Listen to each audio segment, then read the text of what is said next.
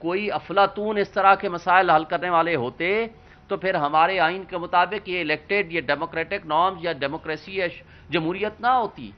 भाई जो लोग जिसको चाहते हैं, पीटीआई और खान साहब को, जिसकी आज तमाम पोल्स आप उठा लो, कल का आप इलेक्शंस भी उठा लो आप केपी का, इसके बावजूद कि सारी लीडरशिप पाबंद सलासल है या अंडरग्राउंड है, या इमरान खान वाइस चेयरमैन हमारे सारे के सारे जेलों में पड़े हुए हैं, उसके बावजूद मैक्सिमम सीटें ली हैं।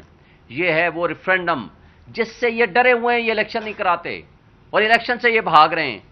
अब ये मैं इस बात पे, ये बात महंगाई वाले सब्जेक्ट पे बात करके, आज भी हमारी फैक्ट्रीज बंद हो चुकी हैं, हमारे कारखाने बंद हो गए हैं, हमारी अनएम्प्लॉयमेंट इतनी ज़्यादा हो गई है कि लोगों को रोज़गार नहीं है, और ना सिर्फ रोज़गार नहीं है बल्कि उसके साथ जो महंगाई इतने उरूज पे चली गई है, लोगों को सर्वाइव करना मुश्किल है। और इसके साथ साथ आपके लिए 12% की महंगाई तो बहुत महंगाई थी पिछले साल, आज 38% पे चली गई है।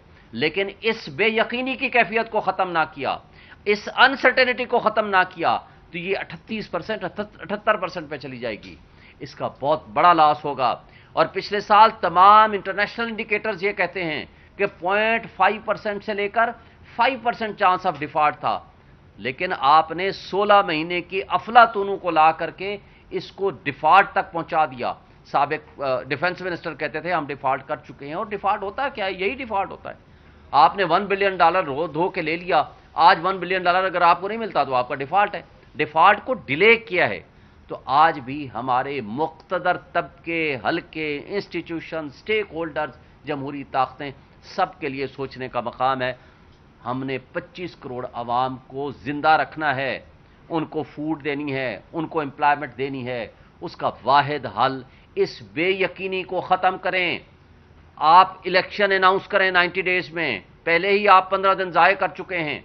90 डेज का इलेक्शन अनाउंस करने के बाद आप इन केयर टेकर का कोई काम नहीं है सिवाय इस बात के कि वो आए हैं इलेक्शंस कराएं, और इलेक्शंस के अलावा उनका कोई किसी किस्म का कोई काम नहीं है। और इलेक्शंस कराएंगे, स्ट्रांग डेमोक्रेटिक गवर्नमेंट आएगी तो वो इन मसाइल का हल कर सकेगी। अगर स्ट्रांग डेमोक्रेटिक गवर्नमेंट नहीं आएगी, आपने इस जबर और खौफ की फिजा को कंटिन्यू रखा, आपने क्रेडिबल इलेक्शंस ना कराए, आपने इस इलेक्शंस को डिले किया, तो जो तबाही हम इस 15 दिन में देख चुके हैं, पिछले 16 महीनों में देख चुके हैं, तो ये मल्टीप्लाई होती जाएगी, ये बढ़ती जाएगी। इसका हल ये नहीं है।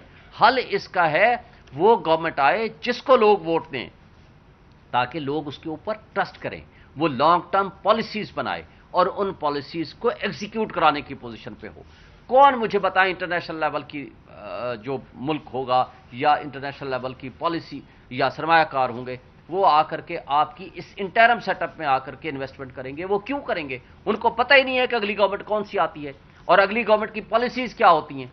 जब ये सिचुएशन होगी तो आपके मुल्क की तबाही मचेगी।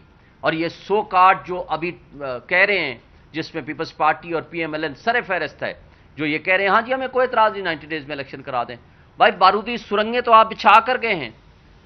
अब आप सीसीआई जो कि अनकॉन्स्टिट्यूशनल थी, 2 वज़राए आला गैर मुंतखब थे, उनको ये अख्तियार नहीं है अंडर द कॉन्स्टिट्यूशन कि मेजर पॉलिसी डिसीजंस कर सकें, इसलिए कि कॉन्स्टिट्यूशन के मुताबिक पॉलिसी साज सिर्फ मुंतखब नुमाइंदे हो सकते हैं।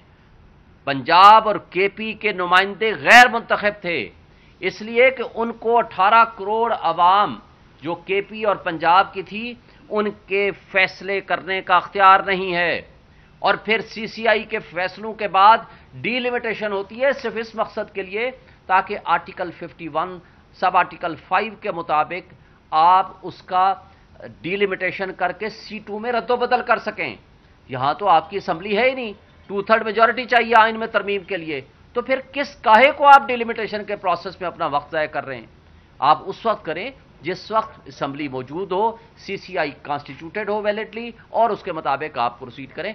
आइन आर्टिकल 224 इसमें बड़ा वाजे है, आइन का आर्टिकल 48 बड़ा वाजे है, आइन का आर्टिकल 105 बड़ा वाजे है, जो ये कहता है कि